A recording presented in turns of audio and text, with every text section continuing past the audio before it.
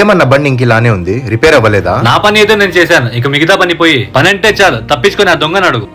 అవునా, నేను మాట్లాడతా. ఇంకా ఏమన్నా బండి రిపేర్ కాలేదు? నా పని అయితే నేను చేశాను, మిగతా పని తనకే అడుగు. తనకెందుకు అంత అహంకారం? ఏందో వీళ్ళు చిన్న చిన్న విషయాలకు గొడవ పడుతుంటారు, ఒకరినొకరు కొట్టుకోవడం కూడా తక్కువ. ఓహో, వీళ్ళిద్దరి మధ్య గొడవ ఎలా పెట్టాలో నాకు బాగా తెలుసు. అతన్ని గురించి ఎలా చెప్పాడో తెలుసా? ఏమన్నాడు? ఏంది అతన్ని గురించి ఎలా చెప్పాడు? ఏమన్నాడు?